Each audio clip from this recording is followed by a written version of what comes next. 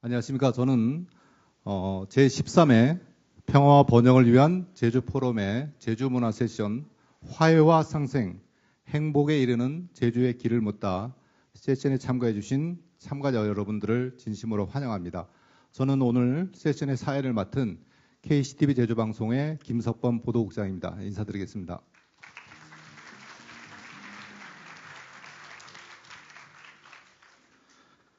저 개인적으로도 이러한 세션의 사회를 맡게 돼서 매우 영광스럽게 생각을 하고요. 또 여기에 참석해 주신 여러분들도 90분에 좀 길지 않은 시간이지만 물론 다른 세션에서도 많이 참석을 했겠습니다만은 오늘 시간이 여러분들에게 소중하고 귀중한 그러한 기회가 됐으면 하는 제 개인적인 바람을 가져봅니다. 먼저 첫 번째 순서로 장마리 코스타프 르클레지오 작가의 영상 메시지를 보겠는데요. 2008년에 노벨 문학상을 수상하기도 한 이 르클레지오 작가는 프랑스 출신입니다. 특히 제주를 방문한 경험을 토대서 이 폭풍우라는 소설 작품을 쓰기도 했는데요. 여러분들에게도 뭐 사전에 아셨겠습니다만은 건강이 조금 좋지를 못합니다. 그래서 부득이 이번 포럼에 참석을 하질 못하셨습니다. 그 아쉬움을 이 영상에 담아서 보내주셨는데요. 함께 보도록 하겠습니다. 안녕하세요. C'est pour moi avec tristesse que je vous annonce que je ne peux être parmi vous parce que j'ai un problème de santé qui m'empêche de voyager. Et je le regrette d'autant plus que pour moi, Jeju est un endroit merveilleux. C'est un endroit que j'aime beaucoup. C'est un endroit qui porte l'esprit de courage et de vertu des Haenyeo, les femmes de la mer, qui sont des personnes tout à fait étonnantes. C'est aussi une île où la tradition est très importante pour les arts, pour la littérature. C'est aussi une île qui est bénie de Dieu, bénie par les fées, bénie par les esprits. Et donc c'est un endroit très propice à cette rencontre en faveur de la paix en Corée, mais de la paix dans le monde. C'est un endroit qui me fait penser un peu à la petite patrie de mes ancêtres, l'île Maurice, parce qu'il y a le même courage et la même volonté d'affirmer son identité dans un monde difficile et un monde assez perturbé. C'est pour moi aussi un endroit important parce qu'il offre un terrain pour de futures rencontres en faveur de la paix et pour le développement de la culture et de la littérature. Et je crois que dans l'avenir, il y aura d'autres rencontres à Jeju qui favoriseront cette recherche de la paix, en particulier pour lutter contre le développement des armes nucléaires dans le monde. Donc, je vous souhaite une bonne rencontre pour le forum de Jeju. Je vous souhaite la réussite de tous les vœux que vous avez formés. Et je vais vous dire quelques mots en coréen pour illustrer mes souhaits. D'abord, To manayo, Jeju-doe. J'espère vous revoir bientôt à Jeju. Ensuite, je voudrais vous dire Hangunul Pirida. Et je voudrais vous dire aussi Chal Togirul Paramida. Et je voudrais vous dire surtout Annyeonggi Keseyo et 감사합니다.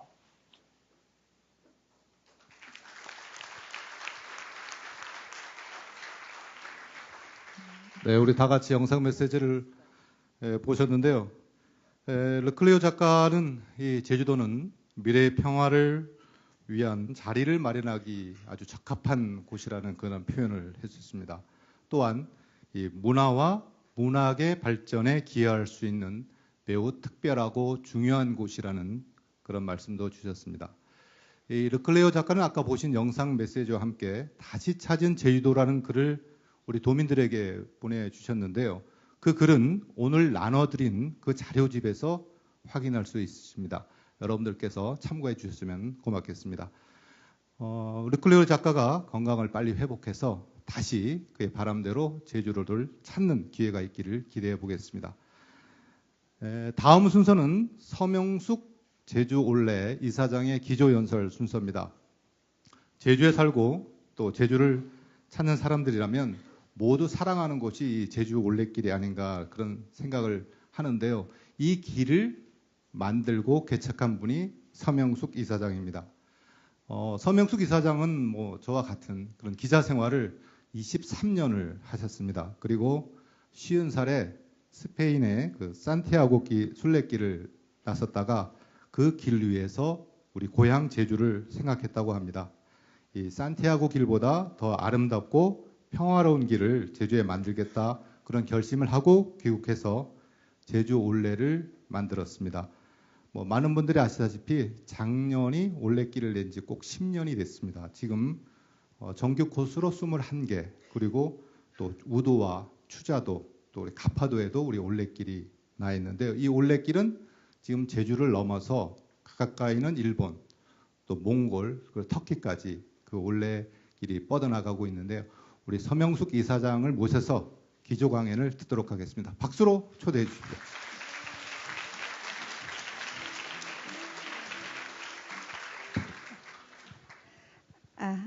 안녕하세요. 반갑습니다. 국내에서 참석하신 분들도 있고 또 일본이나 뭐 외국에서 서양에서 오신 분들도 일부 있는 줄 아는데요. 하여튼 올레에 대해서 설명할 기회를 갖게 돼서 굉장히 기쁘게 생각하고요. 다만 아까 사회자도 말씀하셨다시피 10년의 세월이 걸린 얘기입니다. 10시간도 모자란 얘기예요. 이걸 10분에 걸쳐서 해야 되는 어마어마한 어려운 과제를 제가 과연 시간 넘기지 않고 잘 할 수 있을런지 최대한 압축해서 눌러서 빨리 말씀을 드리도록 하겠습니다. 통역하시는 분은 좀 빨라도 그냥 해주시기 바랍니다. 저는 제주도에서 지금 아까 21개 정규 코스에 알파 5개를 합쳐서 425km의 길. 그래서 걸어서 한 달. 26개 코스를 하루에 한 코스씩 걸으면 걸어서 26일이면 제주 한 바퀴를 그리고 뭐 한라산이랄지 이렇게 하면 한 달을 제주에서 걸어서 여행할 수 있는 길을 제가 만든 거는 아니고요. 제주에 길이 이미 있었습니다. 우리 조상들이 다녔던 뭐 바닷가에 해녀 물질하러 갔던 길, 농사지으러 갔던 길, 학교 갔던 길 그러한 산산이 흩어져 있는 길을 다만 저와 저희 동료들이 찾아내서 끊어진 길은 이었고 사라진 길은 다시 불러내고 정 없는 길은 그 자연 그대로의 소재를 그대로 둔 채로 사람이 두 발로 걸어갈 수 있는 평탄화 작업만 하면서 이어서 리본을 달고 화살표를 그려서 처음 오는 사람도 걸을 수 있도록 그리고 그 걸으면서 제주의 자연과 마을 사람들을 만나고 그리고 그 자연과 공간 속에 켜켜이 쌓인 역사를 만나고 그리고 제주의 독특한 문화를 만나고 그리고 걸으면서 제주의 해녀를 만나고 그러는 역사, 문화, 사회, 경제, 커뮤니티까지 다 만날 수 있는 그런 종합 선물 세트 같은 그런 길이죠. 그런 길을 제가 잊자고 처음 주장을 했고 그리고 많은 사람들하고 같이 지난 10년 동안 그 길을 잊고 표식하고 관리하고 그러는 중입니다. 지금 그런 저희 엄마 표현에 의하면 저를 낳고 키워준 엄마의 표현에 의하면 미친년이 저지른 그런 미친 스토리에 대해서 잠깐 7, 8분 말씀을 드리겠습니다. 저는 사실 제주에서 나고 자랐으면서도 제주도가 좋다고 생각해 본 적은 없어요. 적어도 다시 돌아올 때까지는. 제가 19살에 제주도를 대학을 진학하면서 제주를 떠났는데요. 여기 뭐 중고등학생, 고등학생 분들도 일부러 제주에 뭐 국제학교 학생들 있죠? 네, 일부러 이제는 제주도로 유학 오는 시대지만 제가 고등학교, 대학교 때만 해도 저희 지역사회의 속담은 사람은 나면 서울로 보내고 말은 제주로 보낸다. 이럴 정도로 무조건 서울로 가는 게 우리의 꿈이었어요. 그 당시는. 제주도가 갇혀 있고 답답한 섬이라고 생각했고 어떻게 하면 도시로 나갈까? 어떻게 하면 서울로 갈까? 그래서 저는 대학교 서울 가면서 다시는 여기 와서 살게 되진 않을 거다. 적어도 방문하러 오게, 친구들을 만나러 오겠지만 이러고 떠났고 서울에서 23년 동안 아까 사회자가 말씀한 대로 기자 생활을 했어요. 그리고 그 기자 생활을 할 때 미친 듯이 했죠. 제주 해녀의 정신으로. 제주도 해녀들이 무척 악착 같고 열심히 하고 굉장히 생활력이 있고 아까 그 작가가 말씀하신 것처럼 느클레지오가 말한 것처럼 척박한 자연 환경 속에서 끊임없이 도전하면서 인생을 개척해온 그 DNA가 우리한테 전수가 됐기 때문에 저도 굉장히 열심히 일을 했어요. 서울에서. 제주도 여자, 제주도 사람. 그 일 잘한다는 소리 들으려고 미친 듯이 아침부터 저녁까지 토요일 일요일도 없이 이렇게 일을 하다 보니까 뭐 서울에서 중요한 어떤 매체에서 시사 주간지에서 편집장도 하고 그랬지만 제 나이 50살이 되는 해 번아웃이 왔어요. 번아웃. 지금은 뭐 번아웃 현상 많이 얘기하지만 그때만 해도 일하다가 지쳤다는 걸 인정할 수가 없는 시대였어요. 끝까지 사무실에서 일하다가 쓰러지는 한이 있어도 그리고 무슨 직업은 한번 택했으면 끝까지 가는 게 미덕이었던 시절이어서 그랬는데 저는 이러다가 내가 책상에서 쓰러져서 죽겠구나. 이러다가 심장마비로 혹은 또 돌연사로 죽겠구나 하는 생각을 정말 절실하게 했어요. 그래서 가만히 생각해 보니까 제가 죽기 전에 꼭 하고 싶은 일이 그때 한 3년 동안 걷기에 빠져 있었기 때문에 한번 산티아고 길을 가서 그 길 위에서 죽는 한이 있더라도 이렇게 책상에서 매일 하던 기자 일만 하다 죽고 싶진 않았어요. 매우 좋아했던 기자 일이지만 제 첫사랑이었지만 첫사랑도 23년이나 하다 보니까 지긋지긋하더라고요. 그래서 이제 이 사랑이 떠났다는 걸 스스로 인정해야겠다. 스스로 고백해야겠다 생각하고 오마이뉴스 편집국장 할 때 사표를 냈어요. 그리고서는 거기를 떠났고 그 길을 떠나서 비로소 제주를 봤죠. 서울에 있을 때 너무 바빠서 제주를 생각할 틈도 없었는데 처음으로 제 인생에서 한 달하고도 한 열흘 가까운 굉장히 자연에서 정말 걷기만 하는 그런 생활을 하면서 어렸을 적에 걸었던 풍경들, 어렸을 적에 봤던 제주도의 서귀포에 어머니랑 손잡고 제사 먹으러 갔던 길, 친구들이랑 소풍 갔던 길 이런저런 기억들이 그때야 떠오르면서 나는 왜 그 길을 그렇게 잊고 살았을까? 그리고 제주도는 왜 그 길을 관광 자원화하지 않고 여행으로 사람을 불러들이지 않고 맨날 렌트카로만 관광을 시키는 걸까? 왜 사람들이 걸으면 훨씬 더 오래 제주도에 체류하면서 더 제주를 사랑할 수 있을 텐데 왜 그럴까? 이런 생각이 거기서 비로소 들기 시작한 거죠. 그래서 제주도의 관광의 그때 굉장한 정책이었어요. 11년 전 그때만 해도 600만을 돌파 못해서 맨날 그 제주도 관광을 어떻게 새로운 돌파구를 찾아야 되나. 그래서 돌파구로 계속 얘기되는 게 케이블카. 그리고 뭐 영리병원, 그리고 뭐 랜드마크 건물 몇십 층짜리 두바이처럼 만들어야 된다. 순전히 토목과 건설로 뭔가 더 개발해서 더 근사한 뭘 만들어서. 근데 제가 산티아고 걸으면서 느낀 거는 제주도는 한라산이 랜드마크구나. 어디 가도 볼 수 있는 한라산. 무슨 건물을 따로 안 만들어도 한라산은 수조원을 들여도 만들 수 없는 자원인데 왜 한라산을 자꾸 가리는 일만 하려고 그러나.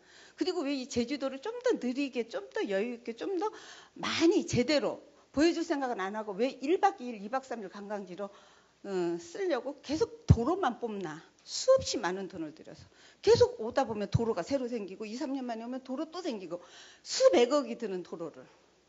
그래서 돌아가서 길을 찾아야겠다. 제주도에. 회사도 그만뒀는데 제주도에 가서 길을 찾고 길을 내야겠다 생각하고 돌아와서 어머니한테 얘기를 했더니 여기 좀 젊은 학생들이 있어서 얘기를 하는 거예요. 부모님이 반대해도 자기가 하고 싶은 일은 꼭 해야 된다고 말씀하고 싶어요.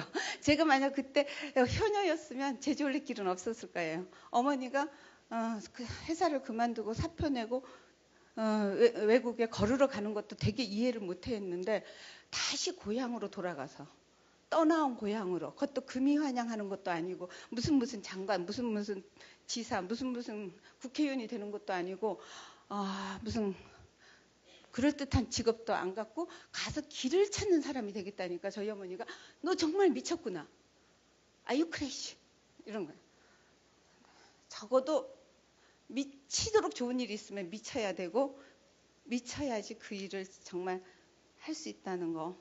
제가 길 낼 때 이렇게 많은 사람들이 찾아오리라는 확신이 있어서 한 건 아니에요. 그렇지만 제주가 아름답다는 확신, 그 다음에 제주에 길이 생기면 반드시 일부 사람이라도 굉장히 사랑에 빠질 거라는 확신은 있었어요. 그 숫자가 얼마인지는 모르고 저는 그 입장료 받고 장사하려고 낸 길이 아니기 때문에 숫자가 중요한 건 아니었어요. 누군가라도 감동시킬 수 있다면, 누군가라도 꼭 산티아고까지 안 가도 한국 사람들이 그 바쁜 생활에서 번아웃을 해소할 수 있다면, 극복할 수 있다면, 도시 사람들한테 위로를 줄 수 있다면, 그리고 제주의 가치와 진가를 제대로 알릴 수 있다면, 그 길 위에서 만나는 해녀 한 명이라도 이해할 수 있다면, 그 길에서 4.3의 학살 현장에서 4.3을 한 번이라도 떠올릴 수 있다면, 그래서 저는 제주도의 길은 걷는 사람들한테 문화, 역사, 자연, 그 모든 걸 알릴 수 있는, 그 사람이 갖고 있는 관심에 따라서 그 모든 것이 될 수도 있고 그 중에 일부도 될 수 있는, 그렇게 생각해서 주로 바닷가 중심으로 길을 찾았어요. 바닷가 중심으로 제주 한 바퀴, 중산간까지는 제 몫이 아닐 수도 있으니까 우선 바닷가로 한 바퀴를 다 잇자. 그 대신 도로는 최대한 피하자. 바닷가에 전부 일조도로가 나 있었어요. 돌아와 보니까 생각보다도 너무나 많이 포장이 돼 있어서 좀 처음엔 절망했어요. 야, 정말 가도 포장도로구나. 그래서 되도록이면 포장 안 된 길. 되도록, 왜? 포장된 길에서는 자동차 소리 때문에 사람이 마음의 평화를 얻을 수가 없으니까. 그래서 되도록이면 포장 안 된 길. 그래서 그 포장 안 된 길을 찾고 하면서 처음에는 제 가족, 제 동생, 그 다음에 제 언론사 후배들, 그 다음에 지역에 많은 그 자원봉사자들이 하나씩 그 일에, 미친 일에 같이 미쳐주기 시작했어요. 걸어보니까 그 길이 너무 아름다우니까 한 코스 개장할 때마다 봉사자들이, 그 다음에 자원하는 발런티어들이 조금씩 생겨서 지금은 몇백 명의 발런티어들이 늘 상시적으로 존재하고 있지만요. 그리고 직원들, 스태프도 제 아파트, 전세 아파트에서 딱 저 혼자 제 동생하고, 월급 안 주는 동생하고 시작한 일이 지금은 30명 가까운 스텝이 제주도 전역의 길을 이제 매니징하고 그 지역에 100개가 넘는 마을을 저희들이 지납니다. 해녀들의 사는 마을, 해녀들이 살기도 하고 그냥 주민들이 살기도 하는 수많은 마을들을 지나요. 100개 넘는 자색 마을들을. 그 마을들을 지나면서 제주의 삶을 보는 거죠. 제주의 자연 풍광만이 아니라 제주 3대 유네스코가 인정한 지질공원, 생물 다양성 보존 지역, 그 다음에 세계 자연유산, 이 세 개의 자연 그 인증을 받은 곳이라서 자연의 아름다움은 말할 것도 없지만 세계 문화 인류 유산인 그 해녀를 늘 볼 수 있는 수많은 마을들이 지나는 거죠. 그러면서 제주의 마을들에 대한 이해를 하고 경험을 갖게 되고 그 사람들을 만나게 되고, 그래서 일반 외국의 트레일하고는 좀 성격이 좀 달라요. 제주 원래는 대부분의 트레일들이 엄청난 산악지대 속에, 혹은 굉장히 열흘을 가도 사람 하나 못 만나는, 마을 하나 못 만나는 그런 정말 자연 위주의 트레일들이 되게 많은데, 저는 일부러 마을을 내려가고 마을을 올라가고 그랬어요. 그 코스를 연결시킬 때. 왜?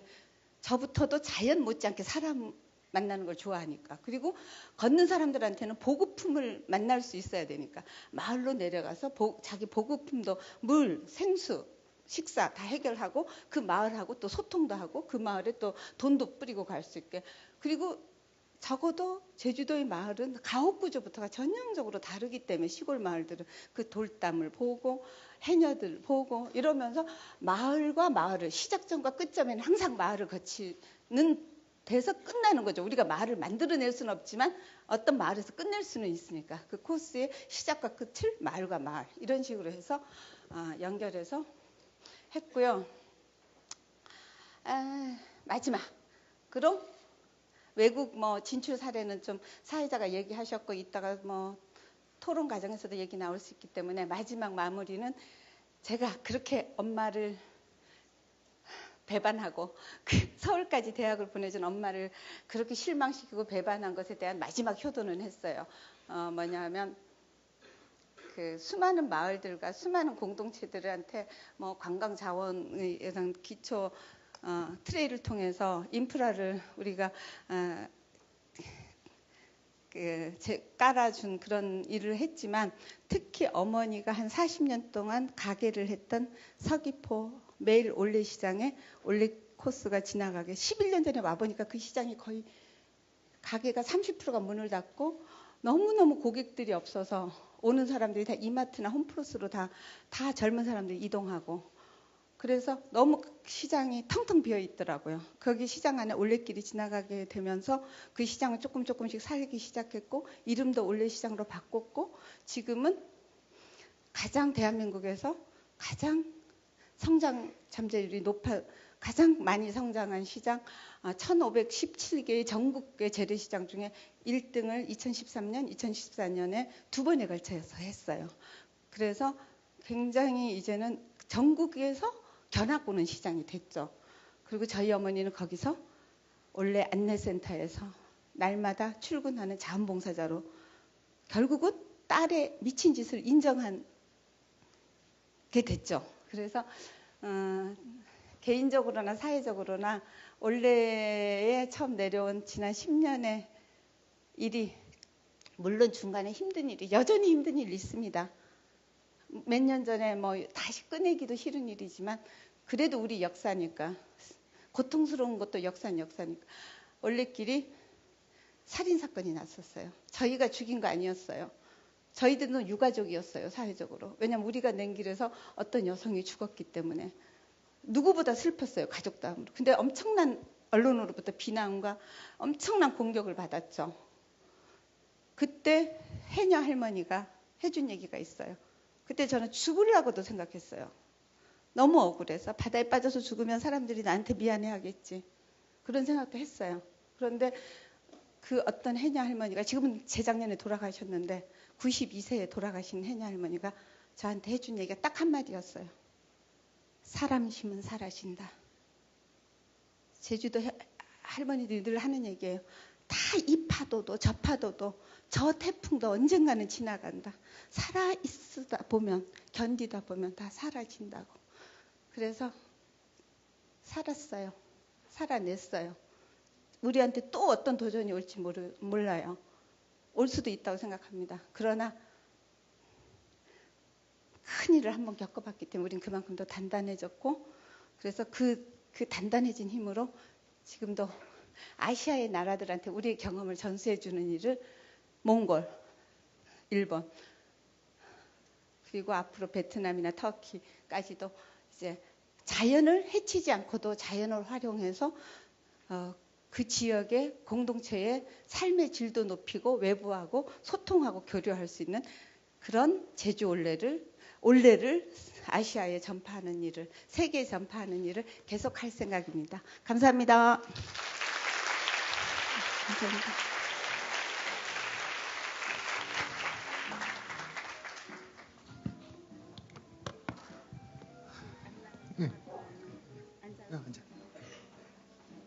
네, 감사합니다.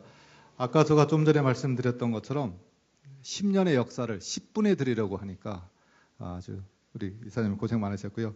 저도 개인적으로는 올레 처음 생길 때, 그 다음에 지금 큐슈 올 때까지 이사님과 같이 이렇게 올레를 쭉 보고 있는데요. 정말 우리의 문화를 해외에 수출하고 있는 그런 사례이기도 합니다. 앞으로도 우리 제주 올레가 좀 더 발전하고 또 전 세계에 함께 길을 여는 그런 제주 올레가 되기를 바라겠습니다. 그러면 지금부터 제주와 그리고 우리 세션에 맞는 문화를 사랑하는 분들을 모셔서 서로 이야기를 나눠보는 시간을 갖도록 하겠습니다. 오늘 제주에 내려오는데요. 제주 내려오는데 참 이분 고생 많이 하셨습니다. 날씨 때문에. 그리고 영화 박하사탕으로 데뷔를 하셨고요. 또 오아시스에서 여론으로 국내 최초 제59회 베니스 영화제 신인 여우상을 수상하기도 했습니다. 특히 최근에는 영화 감독으로도 변신해서 영화의 전방위에서 맹활약을 하고 있습니다. 특히 사삼으로 우리에게 더 가까워진 그런 분입니다. 우리 배우 문소리님을 소개하겠습니다. 큰 박수로 환영해 주십시오.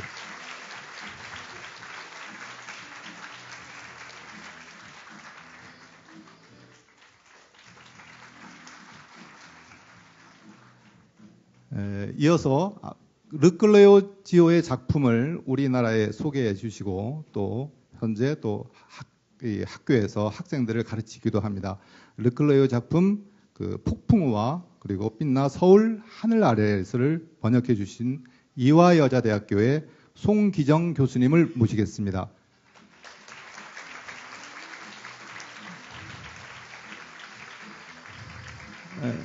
우리 송 교수님은 현재 한국불어불문학회 학회장도 역임하고 계십니다. 그러면 이분들과 소중한 토론을 위해서 저도 자리에 앉도록 하겠습니다.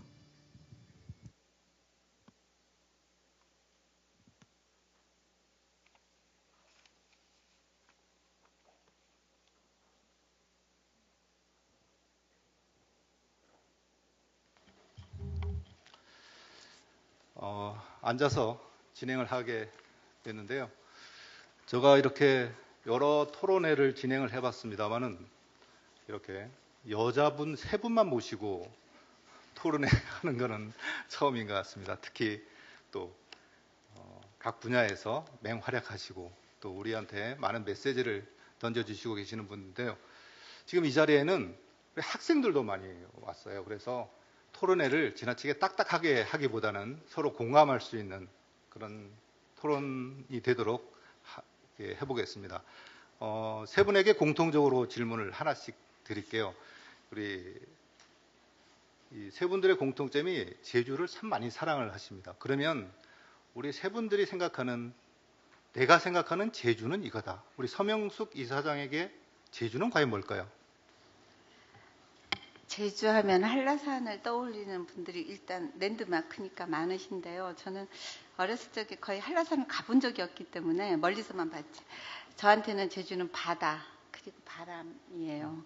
바로 서귀포 바닷가 근처에서 눈만 뜨면 5분 거리에 바다가 있어서 그래서 아마 길도 바다 쪽으로 냈는지 몰라도 바다, 늘 가슴이 답답할 때도 좀 막힐 때도 바다 보면 뻥 뚫리는 느낌. 그리고 바닷가엔 항상 바람이 있잖아요. 물론 뭐 중산간에도 있지만 나의 근육을 단련시킨 팔알은 바람이었다라는 생각이 들어요. 맨날 학교 갈 때 바람을 뚫고 학교를 갔고 그랬던 기억.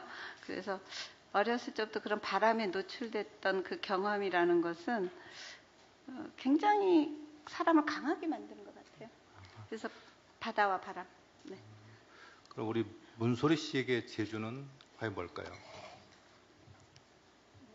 누르셔야 돼요. 네. 네. 비행기가 연착돼가지고 내려서 달려온 지 지금 얼마 안 돼가지고 제주에 조금 특별히 정을 붙이게 된 게 제가 사실은 얼마 안 됐어요.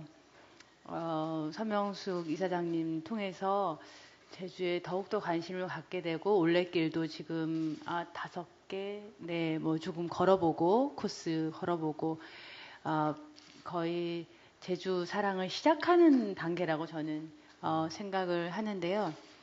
사실 저의 고향은 부산이에요. 그래서 저도 바다를 보고 바람을 맞으면서 자랐어요.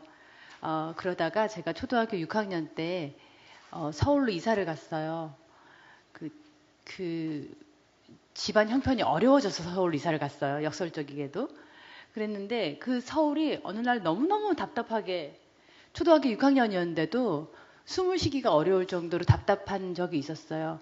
그러다가 제가 50년대 오영수 작가의 단편소설 갯마을이라는 단편소설을 보는데 거기 마지막에 그 여자 주인공이 산골짜기에 그 시집 생활, 그 생활을 너무 답답해하면서 나중에 미쳐가지고 바닷가로 달려가서 그 바위 위에서 내 바다를 바라보면서 그러는 장면이 있는데 초등학교 6학년 때 그 책을 보면서 너무너무 울었어요.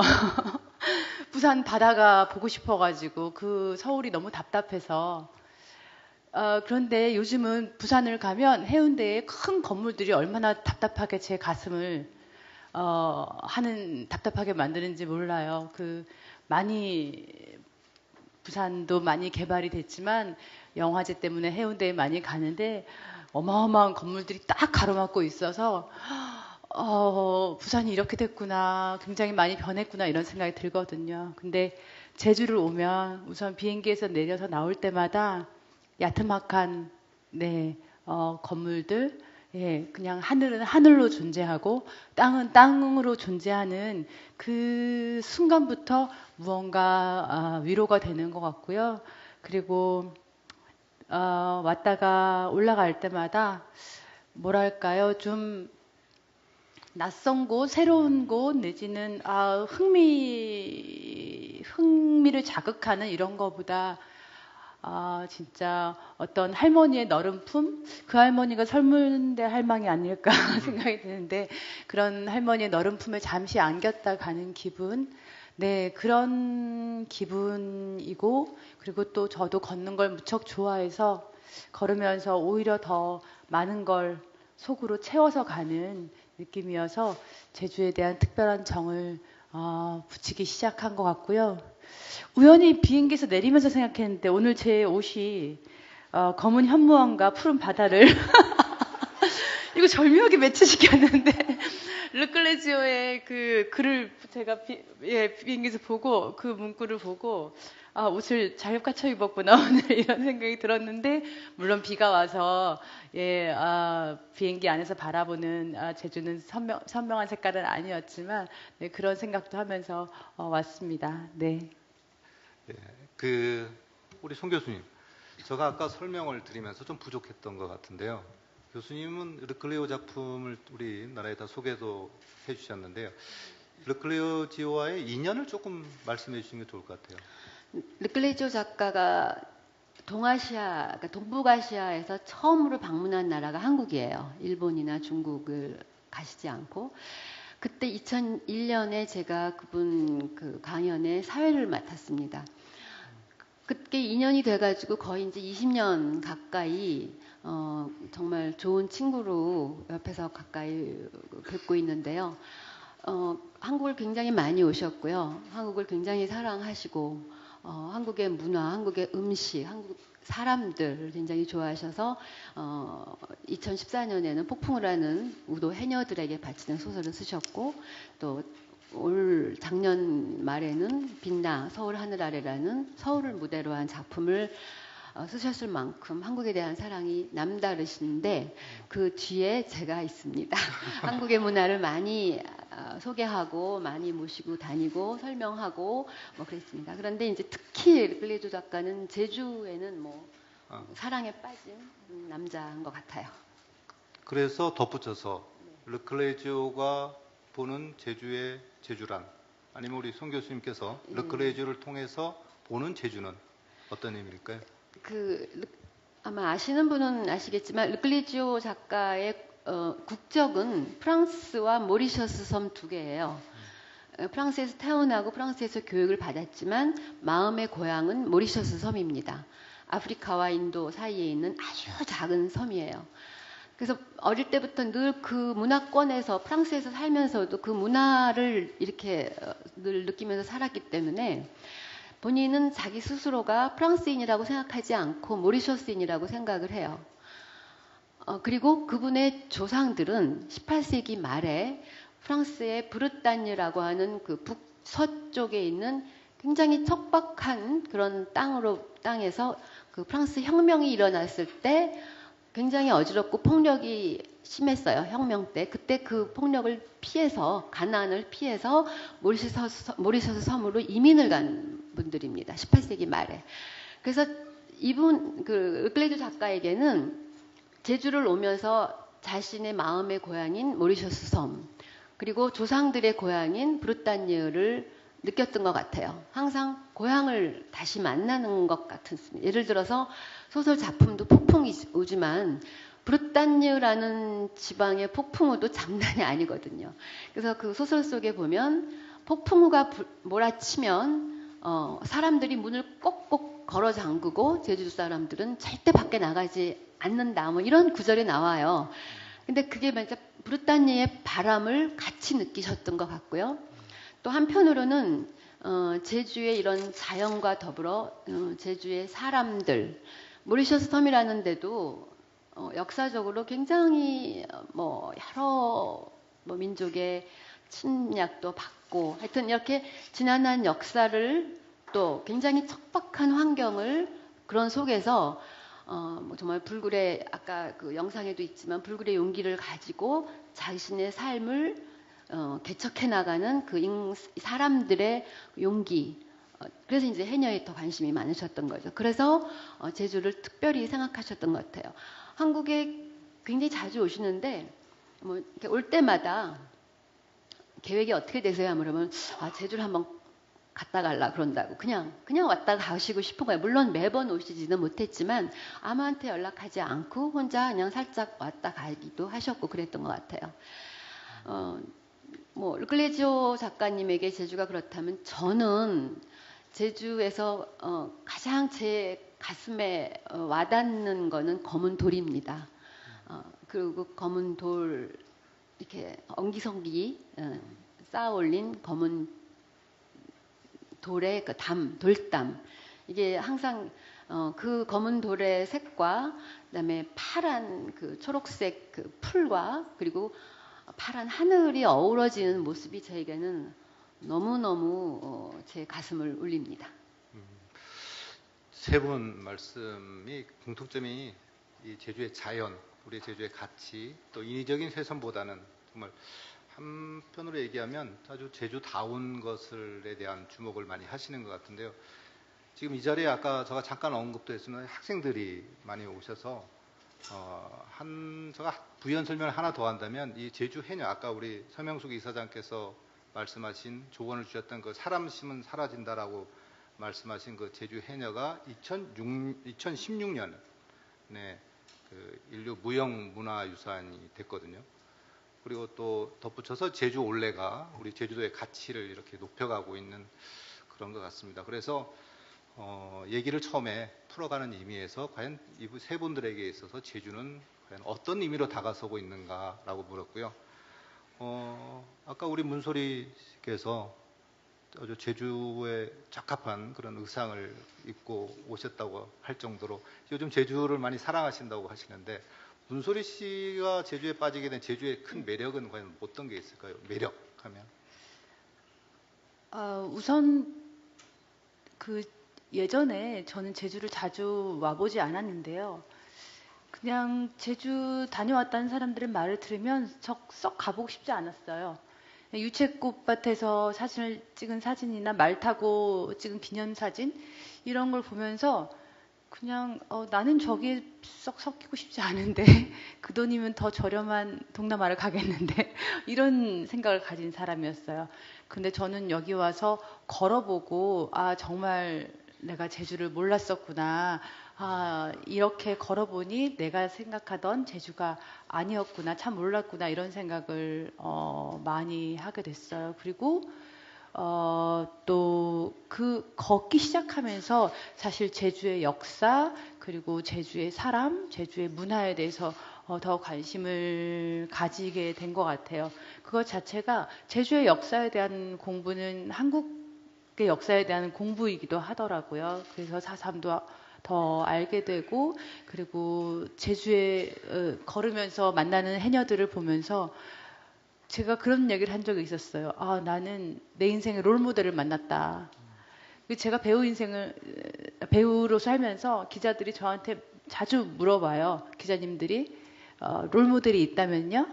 근데 저는 어떤 배우도 이 배우가 제 롤모델이에요 하고 얘기한 적이 없어요. 세상에 같은 배우가 필요하지 않고 그냥 나는 나대로의 배우가 되어야지. 무슨 꼭 롤모델을 두고 따라가야 하나요? 뭐 이런 약간 건방진 생각이었어요.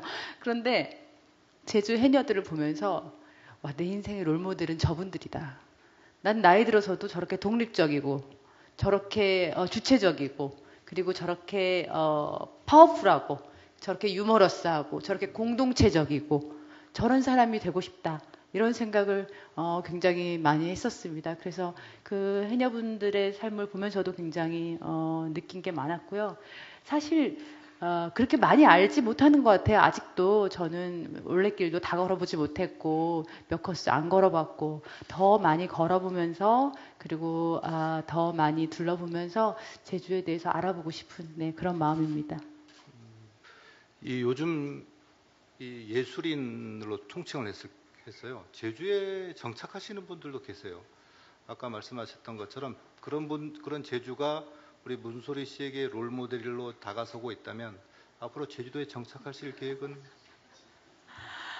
이건 기자의 시각으로 물어보는 거예요. 아니 여러 땅 알아봐 주시게요. 아니 여러 예술 장르가 있지만 특히나 네, 음악이나 뭐 문학이나 뭐 미술이나 이게 좀 떨어진 곳에서 혼자 할 수도 있는 네, 요즘은 또 특히 그 컴퓨터로 다들 인터넷으로 많이 소통하시니까요. 그런데 영화라는 작업은 연극이나 영화라는 작업은 정말 많은 사람들이 모여서 같이 해야 되는 거라서 이렇게 좀 위치가 지금 제가 경기도 평택에 살거든요. 평택에 사는 것도 굉장히 힘든 환경에서 그래도 조금 시골에 살아보겠다고. 네, 그래서 제주까지는 꿈도 못 꾸고요. 그리고 그렇게 무언가 더 욕심을 내서 독점하고픈 마음은 없어요. 네. 예. 가끔 저한테 가끔 위안을 주는 것만으로도 아직까지는 충분히 감사한 마음이고요. 모르죠. 또 인생이 어떻게 될지 모르니까 나이 들어서 그렇죠. 또 훅 예, 날아올지도. 네. 한 가지만 더 드릴까요? 그렇게 다가서는 제주의 매력에서 앞으로 제주도가 좀 더 많은 사랑을 받고 뭐 인위적인 개발보다는 많은 사랑을 받고 많은 가치를 향유하기 위해서는 제주를 사랑하는 사람의 입장에서 앞으로 제주도가 이런 쪽으로는 좀 더 보존이 되고 이런 쪽으로는 좀 더 개발이 됐으면 한다라고 생각하시는 게 혹시 있는지? 글쎄요, 네, 지금까지의 한국의 현대사에서 말해왔던 그런 개발을 멈췄으면 좋겠어요. 네, 무언가를 더 개발해야지, 더 뻗어나가야지, 더 가치를 창출해야지 이런 마음에서 이런 사고에서 조금 벗어나 보면 어떨까 이런 생각이 들어요.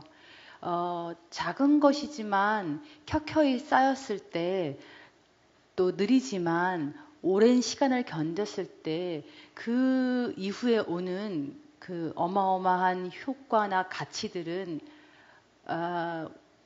섣불리 우리가 예상하고 예측할 수 없다는 생각이 들거든요.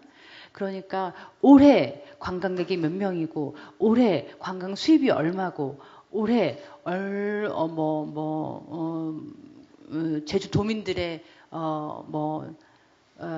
삶에서 예, 소득이 얼마고 어떤 수치가 얼마고 이런 것으로 제주의 가치와 아름다움을 평가할 수 없도록 예, 그런 방식의 개발은 멈추고 무언가 더 제가 죽는 날까지가 아니라 여러 세대 앞으로 100년, 200년, 300년, 400년을 보고 한두 사람이라도 여기 와서 큰 위안을 얻고 큰 힘을 받아서 갔다면 그것들이 쌓여서 제주라는 곳이 얼마나 더 큰 가치를 가진 곳이 될 것인가 라는 마음으로 우리가 제주를 좀 사랑하면 어떨까 싶어요. 뭐 배우들도 그래요. 뭐 헐리우드에 진출하는 배우들도 있고 더 큰 시장을 노리는 배우들도 있지만 저는 가장 로컬한 것이 가장 글로벌한 힘을 가질 수 있다고 생각을 하거든요.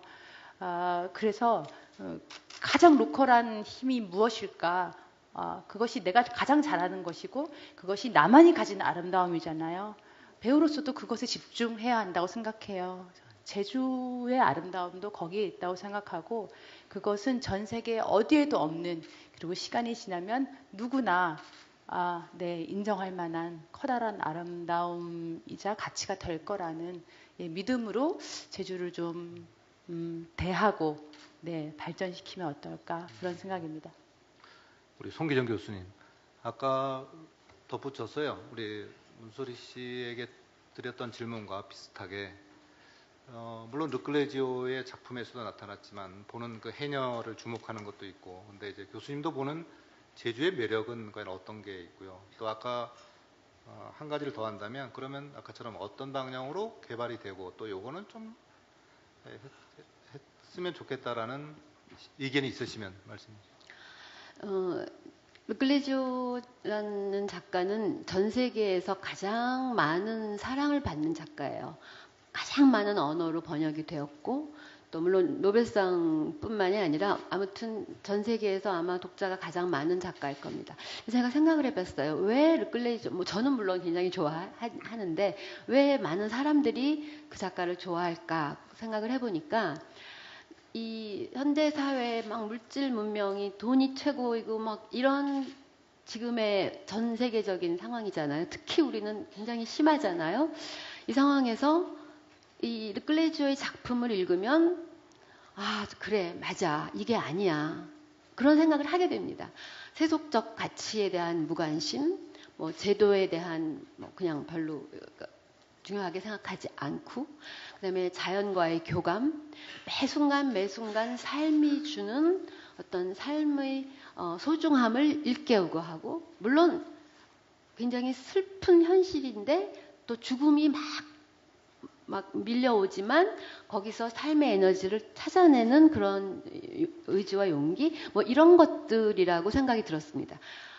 그와 더불어서 제주가 사실은 그런 위안을 현대인들에게 주는 곳이라고 저는 생각을 하고 그런 점에서 앞으로도 영원히 제주는 현대인들이 도시 생활에서 물질 문명에서 막 찌들고 지치고 피곤할 때 제주에 가면 이 어떤 그런 때 묻은 그런 가치에 대해서 내려놓을 수 있고 그리고 치유할 수 있고 사실은 자연만큼 인간에게 위안을 주는 건 없거든요.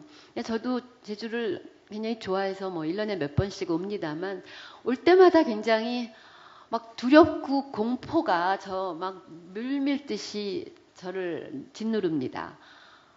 조금 더 망가지지 말아야 되는데 이제는 좀 그만했으면 좋겠는데 제가 또 제주 문화 서포터즈 이런 거에 회원이기도 합니다만 정말 제주를 제주답게 남겨줘야 할 텐데 가슴이 너무너무 아파요. 망가질까봐 너무너무 두려워요. 물론 나는 지금 이 땅을 개발해서 난 돈을 벌어야 돼. 제주도민 나는 이렇게 말하는 분한테 할 말이 없습니다만 앞으로 그분들의 자식들, 손주들, 그 후손들에게 제주의 땅을 어떻게 물려줄 것인가. 그리고 우리의 후손들에게 그래도 대한민국에서 어떻게 보면 유일하게 남아 있을 수 있는 가능성이 있는 이 땅을 정말 아름답게 보존할 수 있었으면 좋겠다라는 정말 간절한 소망입니다. 우리 서명숙 이사장님께서 아까 두 분의 말씀과 덧붙여서 너무너무 동감하고요. 저는 특히 여기서 나고 자랐기 때문에 제가 57년생인데 57년도는 기억이 안 나지만 한 60년대 중반부터는 기억을 하거든요. 근데 그때는 서귀포의 어느 곳에서나 한라산이 보였어요. 랜드마크인 한라산이. 근데 지금 동문 노타리에 서면 한라산이 안 보이는 건물이 앞에 데이지 호텔. 저는 가끔 폭파시키고 싶은 생각을 하기도 하는데 이런 걸 어떻게 공무원들이 허가를 내줬지? 할 정도로. 그런데 법에 있대요. 법에 아슬아슬한 마지막 기퉁이까지 1mm까지 다 옆으로 위로 올리는 거죠. 그런데 저는 지금쯤에는 정말로 우리 젊은 친구들이라도 나서서 자기가 앞으로 살아나가야 될 땅들이기 때문에 우리 세대가 다 헤쳐먹게 놔둬서는 안 돼요, 여러분들이.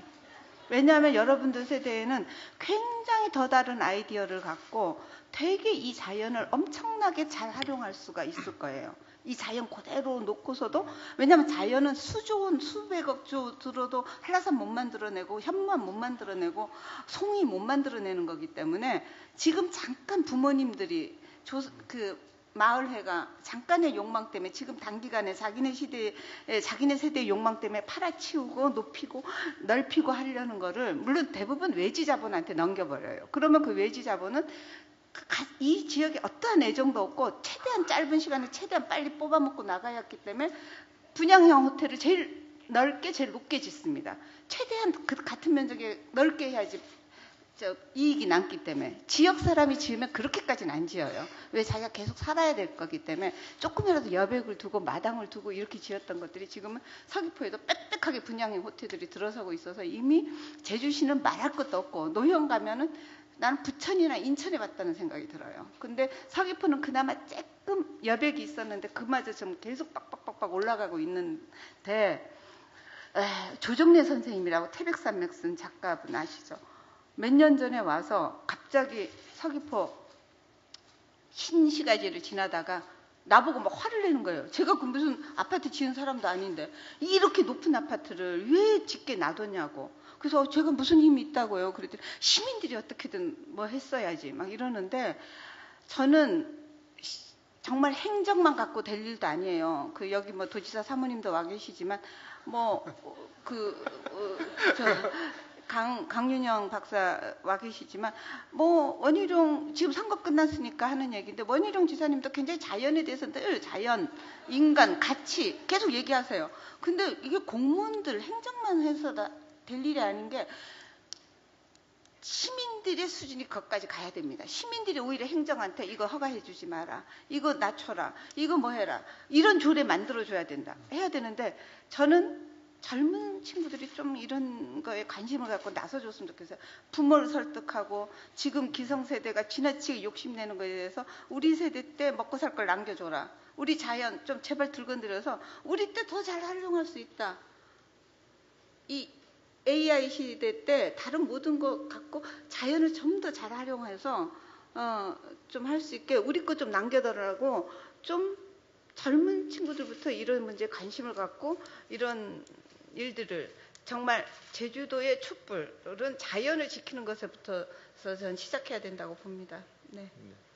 그 앞서 이사장님 말씀 도중에 특정 상호 호텔이 나온 거는 여러분들께서 잘 이해해서 해주셨으면 좋겠습니다. 제주의 촛불은 그 자연으로부터 시작된다는 말씀이 확 다가왔는데요. 이게 지금 문화 세션이기 때문에 문화 관련 얘기를 아무래도 안 할 수가 없습니다. 세 분께서 보시기에 지금 우리 제주 올레가 많이 이제 성장을 했고 또 근데 어떤 이런 문화나 어떤 스토리 중에서 이거는 많은 사람들에게 좀 더 알려지고 좀 더 확산됐으면 하는데 조금 아쉽다라는 게 아무래도 있을 겁니다. 그래서 이사장님 제일 아까 저부터 지금 얘기할까요? 아니요, 흥분돼 있는 것 같아서. 아니요. 이 앞으로 제주도의 미래를 끌고 갈 이 젊은 세대들을 보니까 제가 가슴이 뛰어서 그런 거고요. 차분하게 얘기할게요, 이제는. 문화 쪽에 얘기하자면 저는 좀 제주 여성의 그 신화가 조금 더 많이 대중적으로 공유됐으면 좋겠어요. 지금 해녀 살아있는 저는 여신이라고 늘 얘기하는데, 해녀는 그나마 자연 문화유산으로 되면서 세계 인류 문화유산이 되면서 조금 부각되기도 하고 이러는데, 그 해녀의 그 연장선에서 쭉 거슬러 올라가면 우리는 엄청난 신화를 갖고 있어요. 제주도는 설문대 할망 신화, 영등 할망, 백조도, 자청비, 이런 1만 7천 신, 8천 신의 신화가 어느 섬에나 신화들은 좀 존재하고, 또 그다음 여성의 신화가 존재하는 또 일부의 또 지역이 있지만, 그 중에서도 제주도만큼 이렇게 수많은 여성 주인공들이 이렇게 존재하는 데는 굉장히 드물거든요. 엄청나게 이 이 또 설문대 할망은 사이즈부터 엄청 크잖아요. 이 막 한라산 배구 누웠는데 다리는 범섬에 가서 있고 저 성산 일출봉이 그 할머니 빨래판이고 이런 사이즈는 세계적으로도 굉장히 드문 경우예요. 어마어마한 육체적 사이즈만큼 정신적으로 500명의 아들들을 이렇게 케어하고 길러낸 그런 할머니의 신화가 있다는 건 이 섬 자체가 굉장한 거대한 여성성, 모든 자연의 존재를 품어안는 여성성이 존재하는 섬이라는 걸 보여주는 건데, 그 말고도 영등할망, 모든 바다를 관장하는 영등할망, 또 백조도, 자청비 이런 거는 아버지를 부인하고 자기 남편을 또 로부터 독립하고 이런 식의 그 신화 여성들이 되게 많거든요. 지금 21세기가 여성의 시대고 요즘 뭐 미투 막 이런 얘기 많이 나오지만 굉장히 여성들이 어떤 자연 속에서 자기 존재감을 확립시키고 남성들하고 양성평등으로 가는 굉장한 시대적인 그런 배경 속에서 이런 제주의 자연 그 신화, 여성 신화가 재해석되고 콘텐츠화되고, 난 여기 있는 친구들이 그런 거를 게임으로도 만들어내고 뭐 소설로도 쓰고 판타지로도 쓰고 게임 좀 만들어줬으면 좋겠어요. 제주 그 신화를 갖고 설문대 할망이 올레길을 다니면서 이게 무슨 장애물을 만나면 설문대 할망이 툭 튀어나와서 막 세배를 해주고 그런 거 내 아이디어 다 주니까 공짜로 할 사람 좀 해보라고요. 네. 저는 그 배우다 보니까 배우는 물론 온 몸으로, 온 정신으로, 온 마음으로 연기를 해요. 그런데 기본적으로 말이 그 중에서 차지하는 부분이 꽤 크거든요. 그래서 또 저는 아까 말씀드렸다시피 고향이 부산이라고 했잖아요. 그래서 경상도 사투리를 자유자재로 구사할 수 있는 게 어쩔 때는 굉장히 큰 부러움을 사기도 해요. 근데 저는 경상도 사투리뿐만이 아니라 저희 외가는 또 다 전라도 광주 쪽이세요. 그래서 가끔 제가 전라도 말도 하면은 너는 언제 그런 거를 혼자 연구하고 다니니? 이런 얘기를 들을 때가 있어요. 그런데 제가 이제 어느 날 보니 의문스러운 게 한국 드라마나 영화에서 저희 팔도 사투리를 많이 들을 수가 있어요. 심지어 요즘에는 남북한 소재 영화들이 많이 나오면서 북한 사투리도 굉장히 많이 들어서 배우를 준비하는 그 연기자를 준비하는 학생들 중에서도 북한 사투리를 이제 자기 특기로 연습하는 친구들도 꽤 많아요. 그런데 제주말을 들어본 적이 없어요. 제주말을 쓰는 캐릭터가 왜 이때까지 없었지? 그래서 G3라는 영화를 보면서 제주말을 하나도 못 알아들으니까 자막으로 볼 때 굉장히 신기한 우리나라 영화인데 자막으로 보다니 키키키 이러면서 봤었거든요.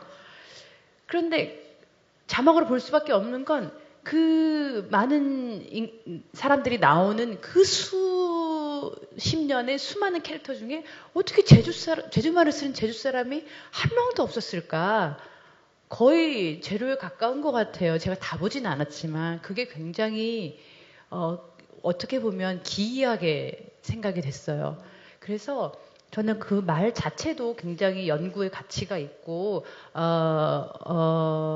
소중한 것이지만 이거를 활용해서 이런 컨텐츠를 만들 때 제주말을 활용해서 좀 만들었으면 좋겠다. 제주말로 하는 연극, 제주말로 하는 영화 처음에는 좀 많이 팔리기 어려울 수도 있죠. 그렇지만 그런 것들이 자꾸 시도되고 제주말로 된 시, 이렇게 자꾸 우리가 접하다 보면 나중에는 그것들이 우리한테 조금 더 익숙해지고 그런 캐릭터들이 또 영화나 드라마에서 나온다면 캐릭터의 폭도 굉장히 풍부해질 것이고 어느 날은 언젠가는 배우를 준비하는 그런 연습생들이 제주말을 열심히 특기로 준비하게 되는 그런 날이 올 수도 있을 것 같아요. 저는 외국어를 사용하는 것처럼 다양한 지방의 언어를 사용하는 것도 굉장히 중요하고 지키는 것도 중요하지만 그건 각 지방의 문화를 이해하는 것이기 때문에 배우한테도 굉장히 중요한 능력이라고 생각하는데 그래서 그 제주 말을 이용한 적극적으로 이용한 그런 콘텐츠들이 좀 나오면 어떨까 그런 생각을 해봤습니다. 제가 문소리 씨 얘기에 이게 순서 꼭 이렇게 갔다 와야 되는 갔다 건 오죠. 아니죠. 그 교수님 딱 준비하고 아, 네네. 계셨는데 아, 예, 예. 준비하고 계셨는데. 네. 준비하고 있는 게 보였나요? 예, 사실은 저도 서명수 기사장님하고 똑같이 제주 신화에 굉장히 놀랐습니다. 사실 한국에는 신화가 육지에는 이렇게 별로 없어요. 물론 한국 신화를 연구하시는 분들은 한국 신화는 많다 그러면서 뭐 이제 그 바리대기 신화 뭐 이런 얘기 많이 끄집어내고 그 무속 무당 분들이 하는 이 읊는 그거를 신화를 많이 하지만 그럼에도 불구하고 다른 나라에 비해서 신화가 그렇게 풍부한 곳은 아닌 것이 사실입니다. 그런데 제주의 신화를 보면서 굉장히 깜짝 놀랐어요. 어떻게 이렇게 많은 신화가 존재할까? 게다가 여성 신화가 세계에서 이렇게 많은 곳은 정말 없습니다. 제가 세계 신화를 좀 연구를 해봤는데 창조 신화, 뭐 설문대 할망 신화서부터 해가지고 여성이 우주를 창조한 신화는 굉장히 없습니다. 그리고 뭐 그것뿐 아니라 뭐 다양한 여성 신화가 있고 그래서 저는 제주의 신화는 정말 스토리텔링 깜이다. 이거는 정말 콘텐츠의 엄청난 보고다. 게다가 점점 사람들은 옛것을 찾고 신화를 막 이제 그리스 신화 다 떨어지니까 게르만 신화 가고 게르만 신화 떨어지면 또 어디 가고 막 그러는데 그거에 있어서 신화는 굉장한 보고라는 생각을 하고요. 더불어 제주는 대한민국에서 가장 무속 문화가 발달한 곳이기도 합니다. 물론 이 땅에 그 무속 문화가 발달한 이유가 있죠. 인간은 너무나 약한 존재이기 때문에 이 어마어마한 자연의 이런 그 폭력 앞에서 신을 찾을 수밖에 없어요.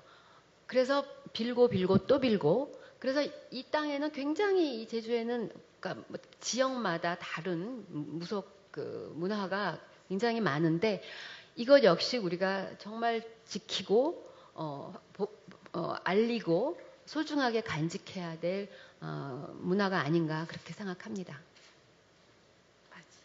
맞아요.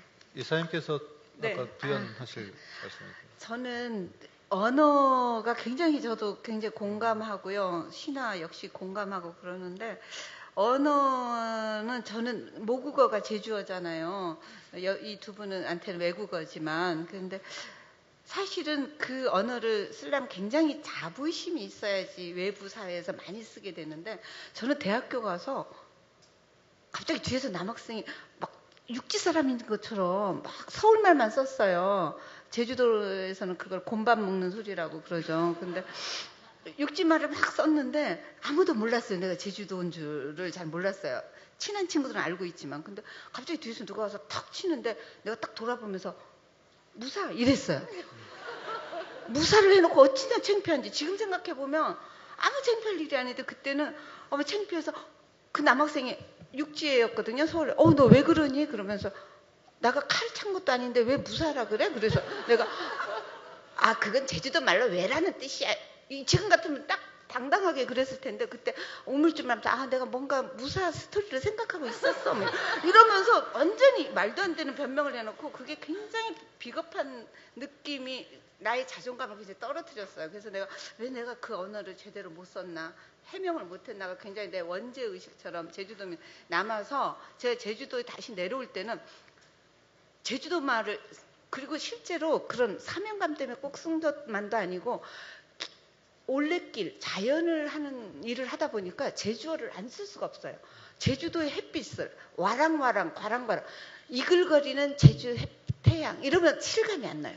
와랑와랑한 그 할머니들이 저한테 그래요. 야 이쪽 뱃도 과랑과랑한데 무사 걸음시니 이런 과랑과랑 와랑와랑 해야 그 이글거리는 그 태양이 실감이 되는 거예요. 그래서 제주의 자연 제주의 풍토가 그 언어를 가능하게 그 단어를 가능하게 하기 때문에 제주도에서 사는 한은 꼭 제주어를 저는 지키고 이게 현대에 맞게 조금씩 뭐 변형되고 뭐 응용은 되겠지만은 제주어를 가능한 한 자주 노출시키고 아까 말대로 영화에서든 연극에서든 게임에서든 아까 설문대할망 게임할 때 설문대할망 반드시 제주어를 쓰면서 나타났으면 좋겠어요. 다양하게.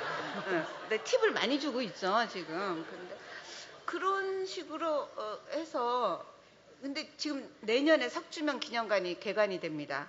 석주명이라고 굉장히 제주도에 어마어마하게 중요한 존재예요. 제주학의 효시예요. 그분은 육지 분이신데 평안도 분이신데 오산 출신인데 서울대 나오시고 경성대대 나오고 제주도에 나비를 연구하러 왔어요. 나비 박사로 세계적인 학자인데 나비를 연구하러 왔다가 여기저기 돌아다니시다 보니까 제주 방언에 꽂히신 거예요. 제주어의 그 독특한 법칙, 앵이애기 법칙이랄지 고양이를 고냉이라고 한달지 뭐 이런 거를 다 해서 그분이 제주어를 학술적으로 체계화를 이미 1940년대에 해냈어요. 제주어 방어 갈래말 사전을 내고 그 내년에 그분의 그 기념관이 생기는데 학생들은 꼭 가보도록 하고요. 토평동에 생겨요. 그리고 그분의 책도 꼭 읽어봤으면 좋겠어요. 제주의 역사와 언어를 체계화한 석주명이라는 분을 꼭 기억해줬으면 좋겠어요. 나비 박사. 네. 우리 학생들이 네. 와서 숙제를 받고 가는 듯한 이제 게임도 개발해야 되고 석주명 기념관도 가봐야 되고 그 서명숙 이사장께서 말씀하신 내용에 덧붙여서 우리 문소리 씨나 우리 송 교수님께서 이 아까 우리 학생들에 주는 숙제처럼 이런 거를 아까 우리 제주 신화라든지 제주의 어를 더 확산하고 또 전국이나 물론 세계로 이렇게 관심을 갖게 하기 위해서는 어떤 부분에 조금 더 신경을 쓰는 것이 있을까요? 좀 조언을 해주신다면. 조언하는 거 별로 안 좋아하는데 잔소리 하는 것 같아요. 저도 어렸을 때 어른들만 들는 거 별로 안 좋아해가지고 아까 그 말씀에 굉장히 공감했어요. 엄마가 미치면? 예, 하지 말라고 한다고 다 안 하면 안 된다.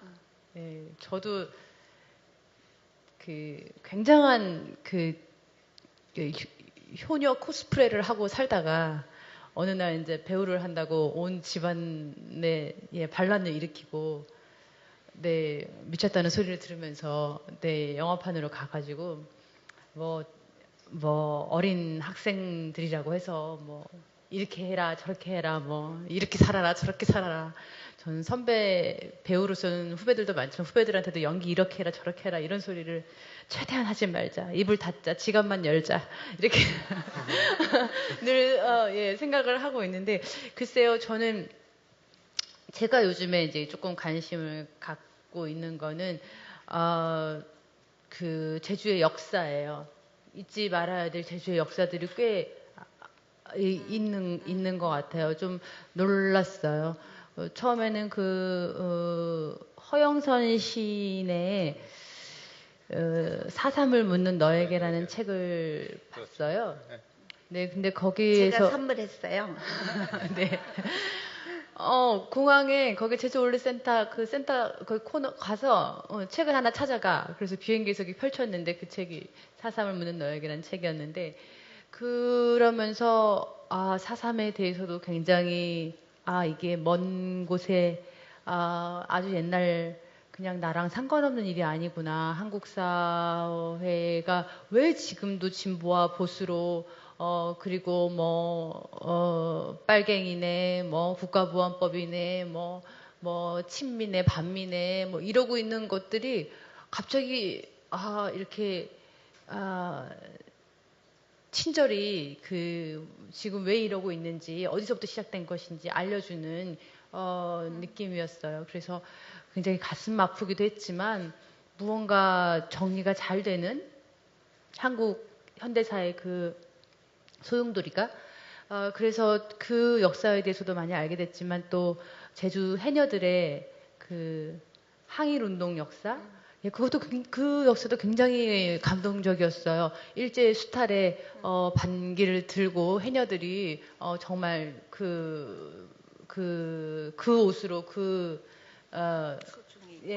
다 들고 매시고 그렇게 항일 운동, 독립 운동을 하신 것에 굉장히 놀랬었고 그거는 한국의 그 여성운동 역사에서도 굉장히 중요한 위치를 차지하고 있었고요. 그 4.3 책에서도 봤었지만 그 한국 최초의 그 선거라고 할 수 있죠. 보통 선거라고 할 수 있는 50 총선거. 네, 물론 물론 그것이 이제 남한만의 선거였죠. 그래서 그것을 전국에서 반대하기로 결의를 한 곳이 제주였잖아요. 그것을 반대함으로써 4.3이 더 촉발이 된 것인데,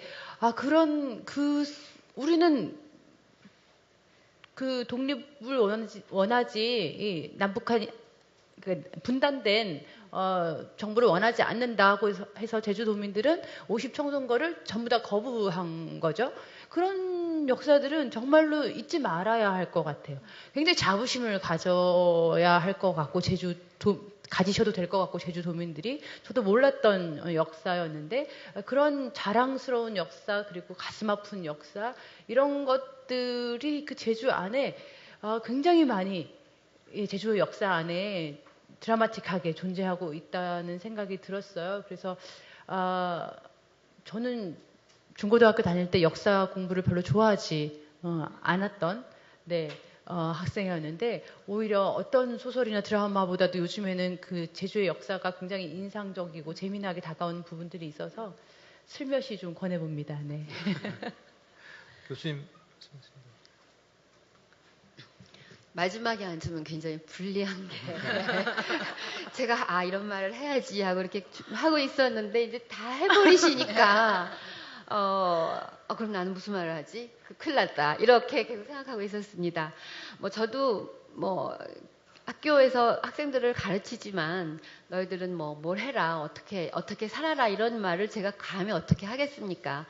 다만 제가 이렇게 나이를 먹을수록에 관심을 갖고 감동을 받고 한 건 역사더라고요. 그래서 저도 물론 저는 이제 문학을 하면서 더 역사에 관심을 갖게 됐는데 제주의 역사는 지금 방금 문소리 씨께서 4.3 역사를 얘기하셨지만 4.3 이전에도 벌써 사실은 정말 제주의 역사는 드라마틱해요. 원래 탐라국이라는 정말 영광된 왕국이었다가 어떻게 몽고 이후에 지배를 받았다가 편입되고 조선시대에는 또 정말 많은 정말 그 애환의 역사가 있고 그 상황에서 제주 사람들은 어떻게 정체성이랄까요? 제주도민의 어떤 긍지를 지키고 또 아까 말씀하신 것처럼 피하고도 싶었지만 결국은 피하려고 하다가는 결국은 돌아가더라고요. 제주 사람들 제가 보니까 많은 분들이 젊을 때는 다시는 제주도 안 돌아와 했던 분이 굉장히 많아요. 근데 다 돌아오더라고요. 그리고 결국은 제주에 관한 무슨 일인가를 하고 있어요.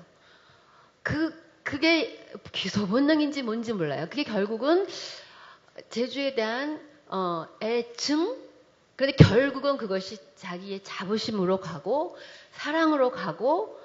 그러니까 너무 잘 알죠. 이 문제점을 더 알기 때문에 더 사랑할 수 있고 그렇지 않나. 그래서 그냥 학생들이 많으신데 제주의 오래된 역사. 우리 조상들은 어떻게 살았을까 하는 역사. 그리고 그 역사를 공부하면서 더불어 주변에 동아시아 전체에 대한 역사에 대한 좀 개념을 가지고 보면 굉장히 재밌을 거라는 생각이 들고요. 그러면 앞으로 미래를 보는 눈이 더 생기지 않을까 그렇게 생각합니다. 네. 지금 저희가 예정했던 게 한 90분을 예정을 했는데요. 지금 80분이 지났습니다. 8분 같으셨나요? 80분 같으셨구나. 그래서 제가 몇 가지 더 여쭙고 싶었던 질문들이 있었는데요. 또 다음 또 행사가 있어서 마지막으로 이런 질문을 드려볼게요. 아까 이런 거에 관심을 가졌으면 좋겠다, 또 이런 거는 더 했으면 좋겠다는데 이거는 좀 하지 말았으면 좋겠다를 한 3가지, 많으면 3가지 도착해서 와 함께 또 마무리 말씀을 해주시는 걸로 이렇게 하도록. 교수님 먼저 이번 시작을 하시죠. 이번에는 먼저 하겠습니다. 네, 서울을 제주에 심지 말았으면 좋겠습니다. 서울을 떠나고 부산을 떠나고 대구를 떠나는 사람들은 또 외국에서 오는 많은 사람들은 제주에 와서 서울의 편리함을 찾지 않습니다. 그리고 그래서 저는 정말 3가지를 말씀하라고 하시니까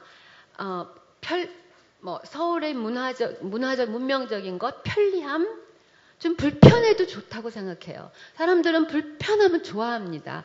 올레길 만드신 건 정말 기가 막힌, 정말 너무너무 저는 서명숙 선생님 뵙기 전부터 굉장히 존경을 한 것이 정말 어떻게 이런 생각을 할 수가 있을까. 제주를 정말 다시 태어나게 하셨구나 생각을 했는데 하지 절대 말아야 할 3가지. 해저터널. 그다음에 뭐죠? 이거 케이블카. 그리고 고층 건물. 이렇게 3가지 말씀드리고 싶습니다. 문소리 씨가 보는 다 나온 것 같은데요.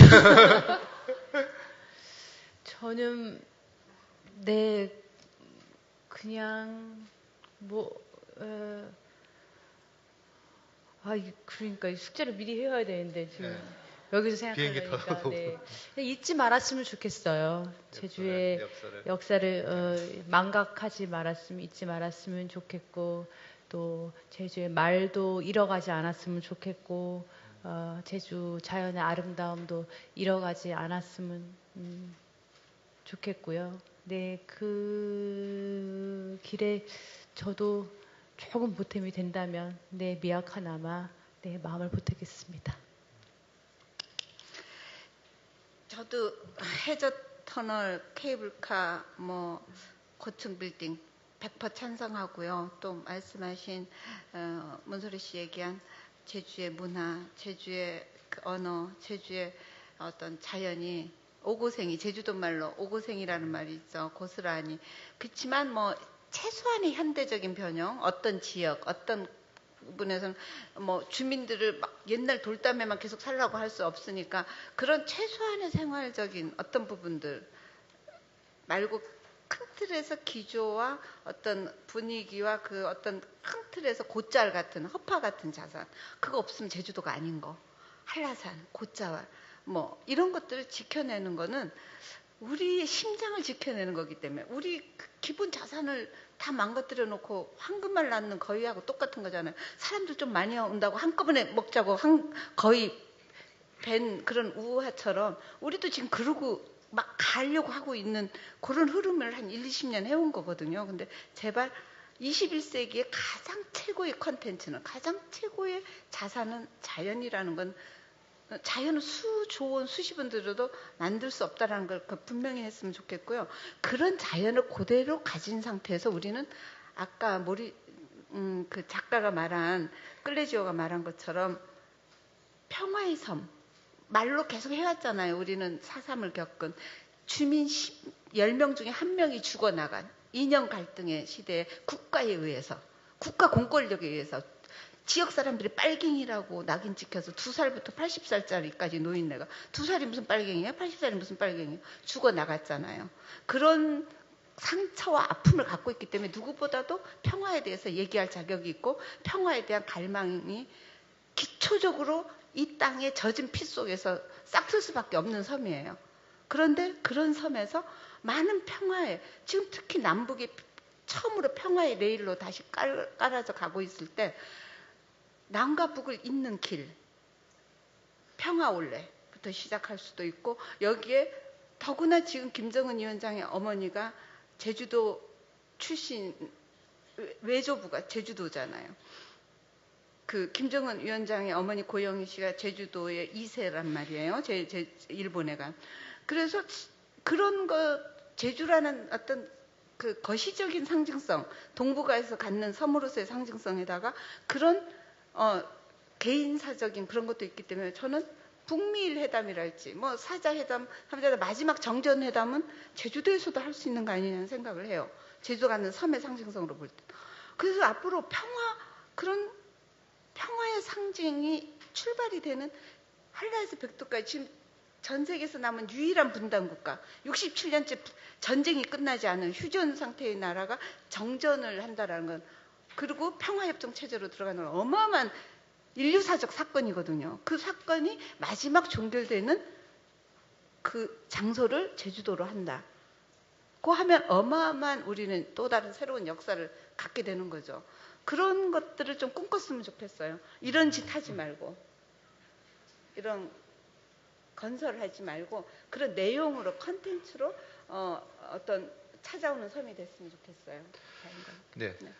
그 끝내기 전에요. 끝내기 전에 우리 학생들 여기 많이 오셨는데 또 여러 방청객들도 오셨고요. 그래서 플로어 질문을 좀 네. 받는 그런 순서를 갖도록 하겠습니다. 손을 드시고 그리고 누구한테 질문한다고 얘기해 주시고 질문해 주시면 하도록 하겠습니다. 아무래도 여러분들과 같이 생각을 공유하는 그런 시간도 갖는 것이 좋은 것 같아요. 손을 들어주시면 저쪽. 안녕하세요. 제주 사대부고 2학년 김예진이라고 하는데요. 어디 잠깐 학생. 네, 학생 먼저 하고 학생 먼저. 양보해 주셨네요. 예. 세 분 말씀 너무 잘 들었습니다. 제가 한 가지 질문이 있는데요. 제주도가 관광지다 보니까 경제 개발을 통한 관광 개발을 안 할 수가 없다고 생각이 나요. 그러면은 주민들의 삶의 터전 보존이나 자연 환경 보존, 이 관광 개발과 어떻게 균형 있게 진행될 수 있는지가 약간 궁금하거든요. 요즘 뉴스 같은 걸 보면은 해화동의 벽화마을이나 아니면 북촌의 한옥마을 같은 경우에도 주민들의 삶의 터전 보존과 관광이 잘 어우러지지 않아서 많은 어려움을 겪고 있다고 들었어요. 아직 제주도는 여기까지는 아니지만 그래도 이런 거에 대한 대처 방안으로서 혹시 생각해 보신 게 있는지 궁금합니다. 이상입니다. 어느 분이 답변을 할까요? 이거는 서명숙 이사장. 아무래도 이건 제가 해야 될 것 같은데요. 제가 행정가는 아니지만 두 분은 외지 분이셔서 굉장히 정말 엄청나게 똑똑하고 도전적인 질문인데요. 이건 사실 지사님이 해야 되는데 정말 이 관광이라는 게 사실은 수요를 조절한다는 게 쉬운 건 아니에요. 지금도 벌써 제주도도 지나치게 과대 관광이 되고 있다. 이제 좀 적정 수준으로 하는 관광을 생각해 봐야 되는 거 아니냐는 얘기까지 나오는데, 그는 참 도민들 개개인의 욕망, 개별 마을의 욕망, 어떤 개인의 욕망하고 전체적인 사회가 쓰레기랄지 모든 문제를 잘 배출할 수 있는 그런 시스템을 가져가면서 적정하게 받아들일 수 있는 관광객의 수가 어느 정도라야 되느냐. 이 문제는 되게 앞으로 우리의 과제가 될 거예요. 굉장히 행정과 시민들과 이런 쪽에 과제가 될 텐데, 완전하게 모범 답안이랄지 완벽한 지금 해법은 없는 것 같고, 자꾸 토론과 이런 걸 통해서 공감대를 모아나가고 끌어나가는 수밖에 없는 거죠. 근데 무분별하게 엄청나게 개발하는 관광을 지향해야 되는 것만은 분명하고, 그렇다면 자연을 이용하고 활용하는 관광을 하더라도 또 그 사람 숫자가 문제가 될 수가 있으니까, 인파라는 거에 또 갖는 또 파괴력이 있기 때문에 그런 문제까지도 같이 고민하면서 가야겠죠. 아직도 저도 답은 없어요. 솔직히 말하면. 네. 부탄이라는 나라는 1년에 딱 200명만 외국인 관광객을 받는다고 하더라고요. 전 부탄 작년에 가봤어요. 네. 200명은 좀 넘을 텐데 하여튼 굉장히 비싼게 돈을 거기 머무는 동안 어마어마하게 돈을 써야 되는 그런 식의 관광, 그리고 네. 초대받은 사람만 올 수 있는 그런 관광을 미리 하는데 예약을 해야 네. 되고 그런 식으로 네. 제한하는 나라도 있다고 하는데, 물론 그 나라는 아직 매우 다른 가치와 다른 지향이 있는 나라이긴 하지만, 그래서 무언가 정말 그 숫자를 조절하는 게 제 생각에는 가치를 우선 바라보는 눈, 가치를 우선 맞춰야 그 다음에 숫자를 그렇죠. 같이 조정할 수 있지 않을까 싶어요. 근데 그러니까 시민들이 이 공감대가 네. 미리 어느 정도 컨센서스가 이루어져야 되는 네. 거죠. 그래서 무엇이 중요한지를 네. 바라보는 눈, 어떤 게 더 중요한지를 생각하는 가치를 다 같이 하나로 모으는 작업이 먼저이지 않을까. 네. 네, 저도 그 생각을 했어요. 이게 좀 관광객을 어떻게 좀 조절을 한다거나 미리 사전 등록을 한다거나. 덧붙여서 저는 제주의 땅을 너무 외지인들이 와서 좀 사기 어렵게 하는 방법은 없을까. 저도 외지인이고 정말 저도 땅을 얻으면 얼마나 좋을까 생각을 합니다만, 아까 서명수 선생님 말씀하신 것처럼 내 내 고향의 땅을 뭐 관광으로 이렇게 하는 것과 외지인이 들어와서 돈을 벌려고 하는 거하고는 정말 다른 것 같아요. 근데 워낙 사실은 한국 육지에도 어느 시골에 농사 짓지 않으면 땅을 살 수 없습니다. 내가 서울 사람이 강원도 뭐 인제 어디 땅을 못 사요. 저는 뭐 행정은 전혀 모릅니다만 어떤 행정적인 약간의 규제를 통해서 그 제주도 땅에 대한 어떤 그 지켜야 된다는 그게 조금 있으면 좋지 않을까 그런 생각을 해봅니다. 예. 아까 예. 질문. 저는 지금 네 분의 연자 얘기를 들으시면서 사실은 제가 육지에서 건강이 좋지 않아서 지금 제주도에 와 쉬고 있습니다. 처음에 그 한 달 쉬려고 했는데 살다 보니 너무 좋아서 2달째 지금 쉬고 있고 1월 달까지 사는 걸로 해서 제주도민으로 이제 이적을 했는데 저는 사실 제주보다 제주 사람들보다 제주를 더 사랑하는 사람이라고 늘 그렇게 얘기하고 1년에 제주도를 한 4번 내지 5번 이렇게 옵니다. 그건 개인적인 어떤 일보다 제가 아시아 태평양 호스피스 완화학회 조직위원을 하고 있기 때문에 제주도에서 심포지움도 있고 또 개인적으로 대학병원에 간호를 이사를 맡고 있기 때문에 그래서 제주도에 와서 사는데 제가 처음에 제주도 왔을 때 제주분이 저한테 대한민국이 아니고 탐나국이라고 그렇게 얘기하시더라고요. 그래서 저는 참 인상적이었어요. 그리고 오늘 처음 알았네요. 그 올레길을 하신 서명수 스님이 저하고 같은 57년생이라는 거. 사실은 제가 제주도에 와서 대장암 진단을 받으면서 쉬면서 사람들이 저보고 올레길을 좀 다니라고 그렇게 얘기를 하셨어요. 개인적으로 저도 올레길을 한 10몇 군데를 다녔고 근데 이번에 와서 제가 하면서 4.3 항쟁 지역을 지금 찾아다니고 있습니다. 개인적으로 4.3에 제가 서울에서 인권 운동을 하고 있습니다. 촛불 시위도 다니고 그 세월호 그런 건데 제가 이 심포지움 제주 포럼을 참석하면서 어제 기조연설에 그 도지사님이 남북 그 화해의 그런 어떤 장소가 제주도에서였으면 좋겠다. 그런데 난 굉장히 큰 박수를 쳤습니다. 그런데 개인적으로 제주 분들이 자부심을 가지면 좋겠다는 생각을 들어요. 특히 여성분들이 제가 그 제주도를 알기 위해서 그 자청비라는 연극을 봤습니다. 그리고 기양풀이 연극도 봤는데 사실은 제주 여성분들이 굉장히 강하시죠. 그리고 독자적이고 굉장히 파워풀하고 이런데 실제로 주민들을 만나보면 그렇지가 않더라고요.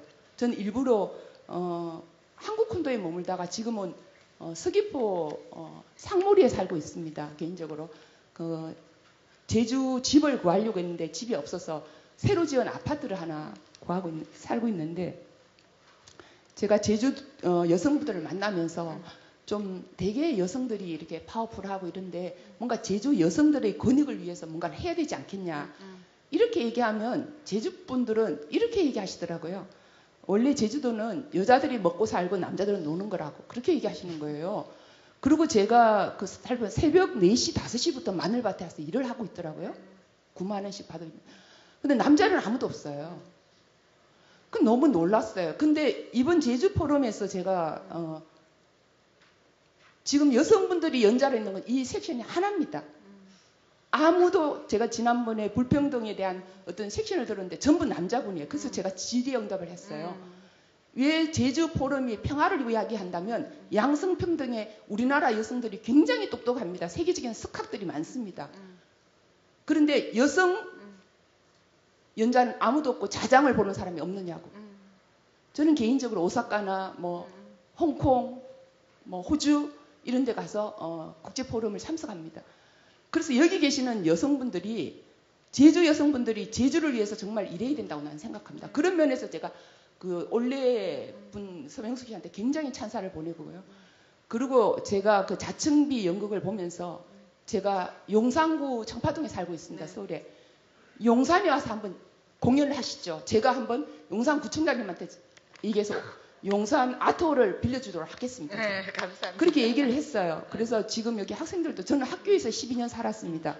교사로 지금 앞으로 제주에 있는 학생들이 아마 다 서울대학을 가고 싶어 할 거예요. 서울에 있는 대학을. 물론 그게 꿈이기도 하고 저도 대구 출신인데 대구에서 대학을 나와서 서울에서 직장을 갖고 있습니다. 근데 육지에 사시면서 부탁드리고 싶은 것은 제주를 위해서 뭔가를 하셔야 됩니다. 학생들이. 그리고 제주말을 서울에서도 자랑스럽게 쓰셔야 돼요. 그래서 이게 무슨 말? 그러면 이런 말이야. 저도 여기 와서 제주말을 무사? 처음에는 이게 무슨 본인가 이랬는데 왜라는 뜻이라 그러더라고요. 이렇게 배우기 시작합니다. 그래서 저는 제주에 오시면 와서 불편함을 감수하고 저는 사실은 걸어다니고 서귀포 올레시장도 가서 제가 매일 장도 보고 너무나 재밌고 너무나 좋아요. 그리고 제가 대장암인데 제주 와서 굉장히 많이 좋아졌습니다. 네. 그래서 네. 제주 분들이 좀 어떤가요? 네, 그 여성성의 이중성에 대해서 제가 잠깐만 2, 3분만 좀 제주 여성 1분만 하십시오. 1분만. 부분이 있어요. 저도 굉장히 동감합니다. 이 해녀들이 가지는 굉장한 이중성이 있어요. 너무 경제적으로 독립적이고 손주한테 용돈을 줘요. 그리고 굉장히 독립적이에요. 자기네들이 공동체 의식도 굉장히 강해요. 굉장히 민주 집중제예요. 그런 사회적인 태도, 그 다음에 집안에서의 어떤 경제적인 태도 이런 건 엄청 자립적이고 엄청 적극적이에요. 그리고 공동체 의식도 강해요. 그런데 남편하고의 관계, 그 다음에 시댁하고의 관계, 이런 그 다음에 어촌계에서의 관계 이런 거 보면은 굉장히 가부장적 보수적인 그런 걸 굉장히 오랫동안 이렇게 세뇌가 돼 있어요. 왜? 제주도가 양반들이 기양 온 땅이에요. 그러면서 굉장히 그 조선시대에 그 가부장 문화를 엄청나게 이식을 시켰어요. 괜당 문화, 친척 문화. 제주도에서 살면 경조사 보느라고 여자들이 시간이 없어요. 밭에 나가서 일하는 건 문제가 아니라 경조사. 제가 여기 와서 굉장히 욕먹으면서도 경조사 하나도 안 갑니다. 경조사를 안 가야지 시간을 세이브할 수 있기 때문에 제가 경조사 다 가면서 길을 낼 수가 없어요. 찾을 수가 없어요. 그래서 내가 경조사 안 가고 초중학교 동창회 안 가는 거 이해해달라. 나를 욕해도 좋다. 나는 올레길 하나 내는 게 내 역사적 사명이라고 생각한다. 그걸로 난 너네한테 할 일 다 했다 생각해라. 이렇게 하는데 제주도에서 좁은 지역이기 때문에 그리고 옛날에 공동체 사회에서 뭔가 부조를 하고 서로 가서 도와줘야지만이 경조사가 가능했던 그 구조가 있어요. 그러다 보니까 그게 친척이 많아지고 더 넓어지고 더 인구수가 많아져도 그 경조사의 전통을 그대로 이어서 오히려 더 확대 재생산이 되고 겹부조도 없어지지 않고 이런 것 때문에 제주도가 갖는 굉장한 여성적 에너지에 비해서 사회적으로 그 에너지가 최사회에 안 되는 쪽 그런 모순이 발생하고 분명히 있습니다. 그건 사실이에요. 근데 여러분들 시대에는 좀 해소되길 바라요. 여러분들한테 숙제 너무 많이 주고 있죠, 학생들한테. 예, 고맙습니다. 제가 처음에 포럼 이거 세션 시작하면서 여성 세 분 모시고 제가 사회를 본다고 처음 들었을 때 근데 이게 모범적인 세션이 됐네요. 네, 고맙습니다. 그래서 고맙고요. 그리고 좋은 말씀 주신 우리 세 분께 감사드리고 또 이렇게 진지하게 저희 말씀 들어주시고 또 같이 호응해 주시고 특히 이 시간까지 자리에 함께해 주신 여러분들 진심으로 고맙습니다. 엊그제 우리 지사께서 제주가 아까 말씀이 있었습니다. 제주가 또 여러 좋은 만남의 기회가 됐으면 한다라는 그 기조연설에 있었는데요. 오늘 이런 우리 세션도 그런 여러 좋은 만남의 하나의 그 기회가 되기를 바라겠습니다. 이 옆에서 주문이 많이 들어오는데요. 시간에 맞춰서 빨리 끝내주십시오라든지 또 이렇게 했는데 한 가지 더 말씀을 드릴게요. 이 세션이 끝나면 밖에서 우리 서명숙 기사장과 이 제주 해녀 북사인회가 있습니다. 바로 앞에서. 그러니까 많이 참여해 주시고 또 오늘 지금 이 시간까지 함께해 주셔서 고맙습니다. 여러분들 날씨가 안 좋으니까요. 돌아가실 때 조심하시고 감사합니다. 고맙습니다. 네.